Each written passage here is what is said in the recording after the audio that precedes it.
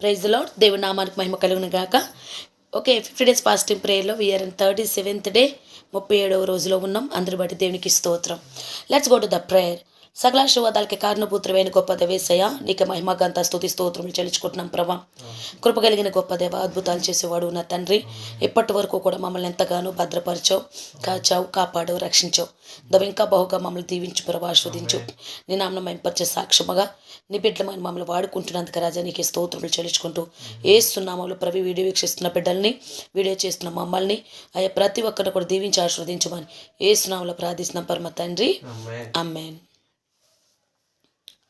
Okay, చాలాసార్లు మనకున్నటువంటి పరిస్థితులను బట్టో, మనకున్నటువంటి ఆశీర్వాదాన్ని బట్టో, లేదంటే మనకి లేనటువంటి ఆశీర్వాదాన్ని బట్టో, ఆశీర్వాదం ఉన్నా ఆశీర్వాదం లేకపోయినా, ఇలా కొన్ని కొన్ని కొన్ని సిచ్యువేషన్స్ బట్టి మనము దేవునికి దూరం అయిపోతూ ఉంటాం. ఎలాగంటే చాలాసార్లు మన భక్తి మనం చూసుకున్నట్లయితే అన్నిసార్లు కూడా ఒకే రకంగా ఉండదు. ఫస్ట్లో దేవుణ్ణి నమ్ముతున్నప్పుడు, దేవుణ్ణి తెలుసుకున్నప్పుడు చాలా భక్తి చేస్తాం. ఎంత భక్తి చేస్తాము అంటే ఇంకా నుంచుంటే దేవుడు, కూర్చుంటే దేవుడు, ఇంకా ఏ మాట అయినా సరే దేవుడితోనే మొదలు పెడతాం, దేవుడితోనే మళ్ళీ ఆ మాటని ముగిస్తాం. ఇలా చాలా భక్తి చేసేవారుగా ఉంటాం. కొన్ని రోజులు, దినములు గడిచే కొద్దీ ఏంటంటే ఆ భక్తి అంతా కూడా చల్లారిపోతూ ఉంటుంది. భక్తిలో కూడా తగ్గిపోతూ వస్తూ ఉంటాం. అపోస్తుల కార్యాలు 17వ అధ్యాయము 27వ వచనం చూడండి. ఆయన యొక్క నుండి ప్రతి జాతి మనుషులను సృష్టించి వారు ఒకవేళ దేవునిని తడువులాడి కనుగొందురేమో అని తన్ను వెదుకు నిమిత్తము నిర్ణయకాలమున ఆయన మనలో వారి నివాస స్థలముల యొక్క పొలిమేరలను ఏర్పరచెను.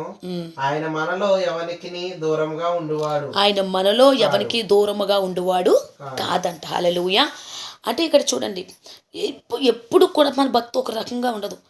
కొన్నిసార్లు దేవునికి బహు దగ్గరగా ఉంటాం, కొన్నిసార్లు దేవునికి బహు దూరంగా ఉంటాం.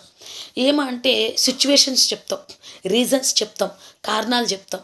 ఈ కారణం వల్లనే దేవుడికి దూరంగా ఉంటున్నాం, ఆ కారణం వల్ల దేవుడికి దూరంగా ఉంటున్నానని. ఇలాగా ఎప్పుడైతే ఈ దేవుడికి దూరం అయిపోతున్నామో, దేవుడి నుంచి దూరం అయిపోతున్నామో, దేవుడి యొక్క ఆశీర్వాదం నుంచి, దేవుని యొక్క ఆత్మ నుంచి, అదేవిధంగా లాస్ట్ అండ్ ఫైనల్లీ దేవుడు మనకిచ్చిన రాజ్యం నుంచి కూడా మనం దూరం అయిపోతున్నాం. దేవుడికి మనము దూరం అయిపోతున్నా కానీ దేవుడు మనకి ఎప్పుడు కూడా దూరం కాడంట. ఆయన మనలో ఎవరికి కూడా దూరముగా ఉండువాడు కాడు. చాలాసార్లు ఏంటంటే మనకు ఆశీర్వాదం ఉన్నప్పుడు దేవుడు నన్ను చూశాడు, దేవుడు నన్ను కాపాడాడు, దేవుడు నన్ను రక్షించాడని చాలా బ్లెస్డ్ పీపుల్లో ఉంటాం, చాలా హ్యాపీగా ఉంటాం.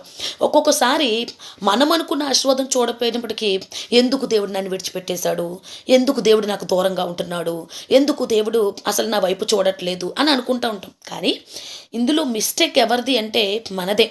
ఎందుకంటే వాక్యాన్ని మనం నమ్మినట్లయితే, వాక్యంలో మనం చూసినట్లయితే ఆయన మనలో ఎవరికీ దూరంగా ఉండేవాడు కాదు. ఆయనలో మనలో ఎవరికీ దూరంగా ఉండేవాడు కాదు.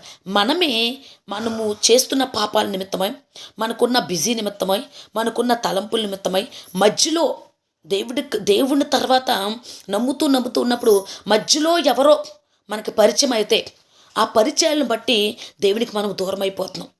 కానీ ఎంత దూరం అయిపోయినా కూడా స్టిల్ ఇప్పటికీ కూడా దేవుడు మనకి దగ్గరగానే ఉంటున్నాడు. ఎందుకు అంటే ఆదాము అవ్వలు చూసినట్లయితే ఎప్పుడు దేవుడికి దగ్గరగానే ఉండేవారు, ఎప్పుడు దేవుడితో సహవాసం చేసేవారు, ఎప్పుడు దేవుడితో పర్సనల్లీ మాట్లాడుతూ ఉండి దేవుడితో సంతోషంగా ఆనందంగా ఉండేవారు.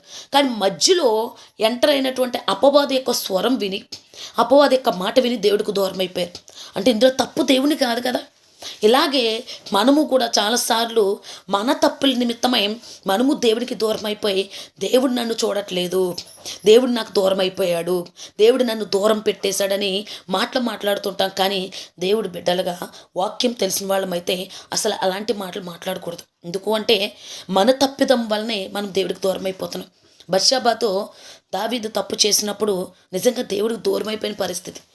మళ్ళా దేవుడు పంపించి, ఇదిగో ఒక ప్రవక్తను పంపించి, ఇదిగో నువ్వు తప్పు చేస్తున్నావు, నువ్వు తప్పు చేస్తే దేవుడికి దూరం అయిపోతున్నావని దేవుడు అంతటా దేవుడే మళ్ళా దావీదును దూరం చేసుకోలేక, దావీదుకు దూరం ఉండలేక ఆ ప్రవక్తను పంపించి తన కళ్ళు తెరిపించాడు దేవుడు. హల్లెలూయా. ఈ మధ్యకాలంలో మనము కూడా ఎన్నో సిచ్యువేషన్ బట్టి కొత్తగా బంధువులు, క్రొత్తగా స్నేహితులు, క్రొత్తగా పరిచయాలు మొదలైనాక దేవుడికి దూరం అయిపోయిన వాళ్ళు చాలామంది ఉన్నారు. అప్పటి వరకు కూడా ప్రార్థనా జీవితంలో నిజంగా గొప్పగా ఉండేవారు ప్రార్థనా జీవితంలో పడిపోవడం.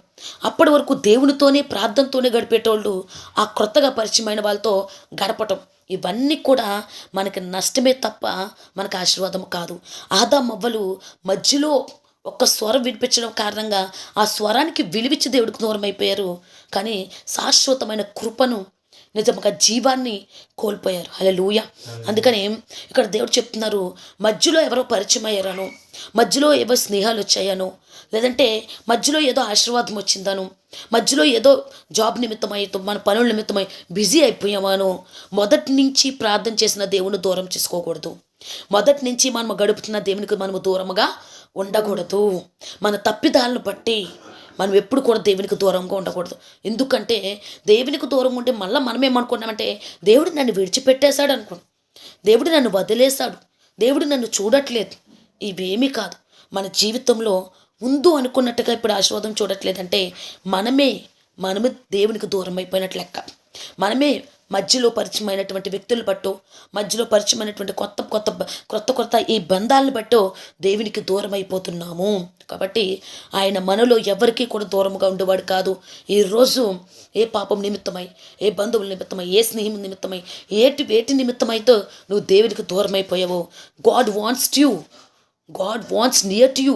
దేవుడు ఇంకా నీకు దగ్గరగా ఉండాలనుకుంటున్నాడు. కాబట్టి ఇప్పటికైనా సరే మనం తెలుసుకుని మళ్ళా మొదటి ప్రార్థన, మొదటి జీవితం, మొదటి భక్తి మనము కలిగి ఉండి దేవునికి దగ్గరగా ఉండేవారుగా ఉండాల్సిందిగా ప్రభుపేట మనవి చేసుకున్నాను. హల్లెలూయా. పరిశుద్ధమైన మాటలు దేవుడు దీవించును గాక. God bless you all. See in the next time. Praise the lord.